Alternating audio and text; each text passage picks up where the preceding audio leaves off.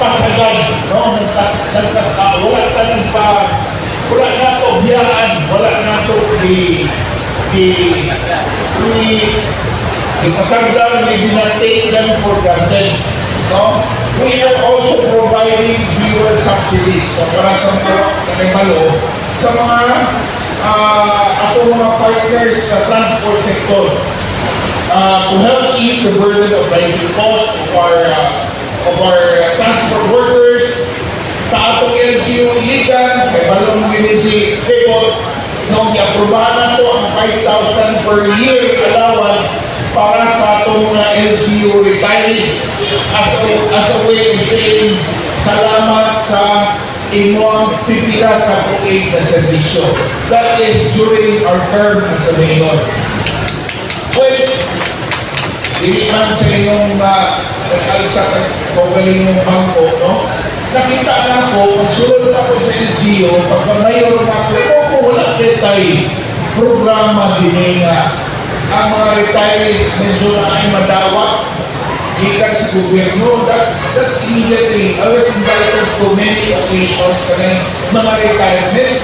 Ako nakita na wala tayo by 30 ako for 31 years of service. Pero wala sila'y madawa o wala sila'y dalawa kung gikan sa ilahang kung asa sila na trabaho. So, well, they went to work. No, salamat sa union. O, well, suddenly na ang proposal, yung sa table, taga 5 mil ton mga mandatory na mo retire. Kung na 4 mil karatuig, sa mga optional na mo retire. So, ikalipay na ako, wala ko nagduduha na ako dahil isuportahan din.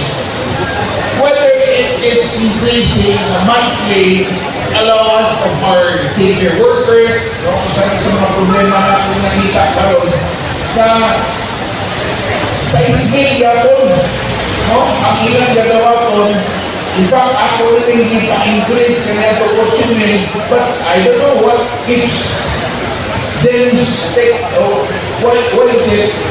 Wako kumalo, sa iso, naroon na pilit sila kapag sa ismil yapon.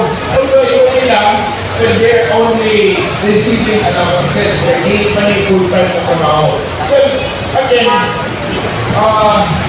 siyempre, sa panahon karon, wala na yung value ang kwarta. Nakuha na yan, may mutag 6,000 pesos per month allowance, no? Sa ako po, I wanted industrial peace to be a reality when unions like INUMA and government work hand in hand. It includes fixing our road system, mga itong problema din sa iligan, tapos na itong patupig, no? Din sa iligan sa itong mga problema na ito. Gusto na po mention naman kabay sa problema sa itong patupig. Okay, ako kung yung problema, kanino na yung sa iligan. Ako na ipabalo sa inyo na please, di kita mo tuwa ng mga storya, no? Kabay ang gusto natin i-privatize ang atong water system. Lahi ang PPP sa privatization. Naman si Jerry Clark din kauban ako sa ICWS. Kung gusto lalong information, pwede mo hatag si Jerry niya na, no? Informasyon. Ang ato lang gusto, ako lang klaro isip mayor sa iligan, wala akong gibutan din na muhatag o short-term solution sa ating mga problema. Ako karoon, kung kabayan mga sa problema sa iligan, hindi na ako gusto na solusyonan tama na sa kong termino. Kung naman ang solusyon para sa syudad sa iligan, sigurado na ako na hindi lang ako ang generation ang mga tagamtam sa serbisyo, but rather than the next generation O para dili magbalik-balik, o dili kung dili na ito subaw ang problema, ang root cause niya, magbalik-balik ihapon ang atong problema. Rest assured, kung sa mga atong decision, that will be for the benefit of the Iliganos. Ayaw kong unlock ang inon na naipipiting, pumahal ko ng 100 pesos per cubic meter. Dili ka na tinood. In fact, I will assure you na mas barato pa na, mas barato pa na sa mga isulod ng mga private supplier o private distributor sa tubig. Kung karoon, eventually, the illegal city waterworks system will compete on ang purpose will compete and give a better service for the people of Iligan in terms of water distribution. Well, isipin yung mayor, kabalo ko sa mga challenges na inyong ginatubang karong panahon na. The rising cost of living and the fight against unfair labor practices. Akong i-offer o kabalo mo ni silang kanunay ng atong opisina. No? Open kanunay. Nata kanunay matubang na ninyo, masigit sa mo, masigit sa sektor sa Iligan, pagkakinanglan o taba sa atong LGU. We will continue. Akong karoon, akong vision na for Iligan is that we will continue to invite investors and build better infrastructures, not just for growth, hindi lang para sa kalambuan o economic more economic activities in Iligan, but to create regular, stable jobs that respects your rights. Ang inyong katulog, hindi na importante. So, di na ko tason, salamat kayo sa inyong katugin, isip mamumuo din sa syudad ng Iligan, kamo ang kusog, kamo ang natawag na ito heartbeat, no? Sa atong syudad, kung wala ang mamumuo, kung wala yung mga trabante, wala yung workers hindi sa atong syudad, ambot lang asa kapaino. No? Again, happy 140th International Labor Day o mabuhay ang mga workforce o ang mamumuo din sa syudad sa Iligan.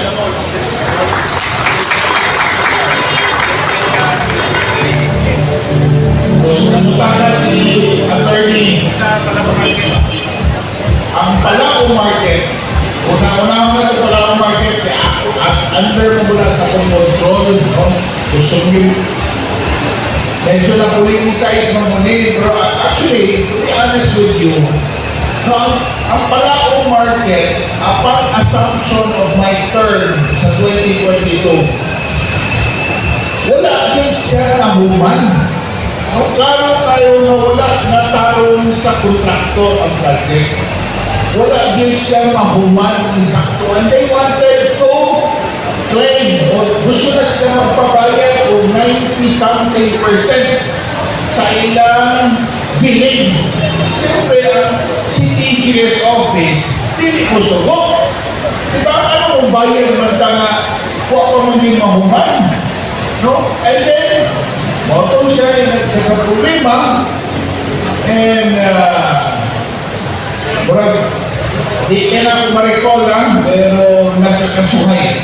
No? Nagkakasuhay and here comes, medyo kinahanglan natin continue whether dapat sa korte ang issue kung kinahanglan natin isang iwason. Nag-budget ta atong niaging mo ato but what happened is that upon the sanction of works no, sa atong merkado, nakita nato na medyo di maayo pagkatrabaho. No, makita na sa mga videos. Karon ang gobyerno man doon, annual na mula budgetary, no budget, annually mo itong budget. So, nabulong ang trabaho, nagpadayon ang nagtrabaho sa kontraktor apan na ay portion nito na wala mahilagti tungkol kay na ay mga depekto. No? So, nag-budget na po ang local government o retrofitting. Meaning nga ng retrofitting, usbon, no? May mga engineers din ayaw mo itong mga problema. So, karoon ko na ay budget niya na, no? Matarong itong depekto at additional cost dayon mapadayon na dahil human ang kontrata atong i-undertake 2 years ago. So we're expecting by this year, no, ingon sa ako nadunggan through the city engineer's office na sa bulan sa Nobyembre, no, ilang nakita na pwede lang gamiton ang first floor. No, first floor magamit lang, no, ang dayon eventually makumpleto ang tibok building, ang tibok merkado. Well, ingon ako kanunay, let history judge us.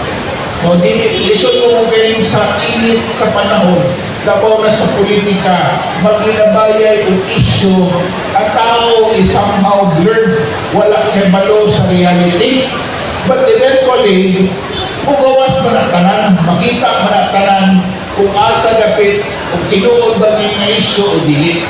So, sige kong ingon nga, ay kumaraka, let history judge what really happened to Iligan.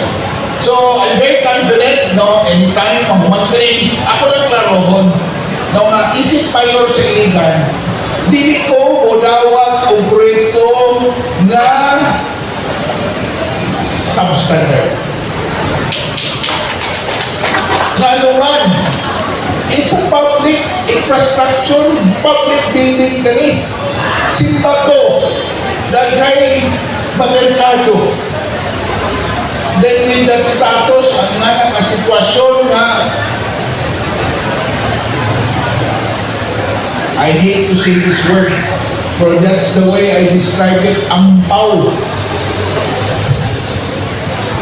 Ang poste o gambing, dugdugol na ni mong putaw ng gamay, ng bakbak ang siminto, na ay findings, ikan kang engineer palabok, na di siya, delikado din siya, kung na ay masina, slide o hinay lang na earthquake, delikado na malumpag tungod na ang sitwasyon. So, kinahanglan din natong ayuhon before natong ipagamit sa publiko. So, mga kana, ang status karon, no, anytime, kailangan naman yung kompleto ng yung budget, mauman na ka ng merkado karon tuiga. No, by November, ingon nila, magamit na ang ground floor, then eventually matiwas ang tibok building. So, ang utahan po si Atty. Nilo, na kung sa'yo balita sa SM, no, SM ako karoon ang mall, 2027 last quarter ang ilang isulti, no, mga completion sa mga project. So we're happy, no, itagatag opportunity din ni Siligan na sundan pag usaka dako na mall kay daghan na po yung makatrabaho din na kita. One good thing about our ordinance, kaya itawag na ito incentives ordinance. Kung saan may title itong ordinance na ako may author atong tax incentive. Basta natin si tax incentive sa mga investor. Kinahanglan majority sa percentage sa mga empleyado dapat taga-Iligan. No? Localization. Muna nang iparehari ako na sa buy local, buy Iligan. Diba? Nga kinahanglan ang mga workers dapat taga-Iligan, no, ang ilang priority. And lastly, napupunta na rin unsa ang status sa KCC Mall. Actually, walay problema sa KCC Mall. Sila lang ni Bogong sa ilang kaugalingon. Kaya naa sila dungan-dungan ng mga malls din sa Cotabato, sa Buanga. I don't know kung asa itong dapit na sige move nila. And with the current situation karon na sige saka ang presyo sa mga materyales, ingon man to sila na this year na po nila trabahoon, no? I don't know. Nagka-problema na magtaan karon sa sitwasyon sa Iran ug US. I don't know kung unsa ang ilang latest no, na decision. But so far, when it comes to investing in illegal, positive is sila. No, unahin sila. Ang ilang goal is to establish KCC Mall din sa illegal. So that shows, ako lang ipaibalos ka na nga kita sa illegal, malampuon kayo. No, as of 2024, ang illegal in terms of GDP, nasunod kita sa Tibok Pilipinas, kita yung number 2, sunod sa Puerto Princesa. No? Sunod ka sa Puerto Princesa. Ano na siya? Di sa fake news. No, tinuti, ay naang di-report, di ka sa PSA, di ka sa DTI, kabahay niya. So, hopefully, sa 2025, I am sure na sustain na ito ang ekonomiya sa iligan. I am sure may pinagyo po na nga ranking. No, ako lang fear karon tuiga 2026 tungkol sa may tabo sa Basyang, medyo apektado ka to first quarter. But have you noticed after Basyang, medyo nag-standstill gamay sa panahon sa Basyang, but after Basyang, kita din iligan, bibo na po kayo. And it shows the trust and confidence no, sa mga investors, sa mga tao na money din sa iligan, because iligan, with our ganing atong pagtutok sa peace and security din sa iligan, salamat tayo sa itong mga kapulisan. It has been parang makaingon kag daanian doon sa mga shoppers. Money yun. In fact, kumusuroy tag Robinson's Mall, halos wala kagailigan mo makitaan.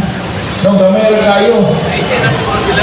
Ang makitaan niyo kung dili taga Maraway, mga taga Misamis Occidental, no, gikan sa inyong lugar nga naadini, sorry. Kaya ang tuyo ng shopping.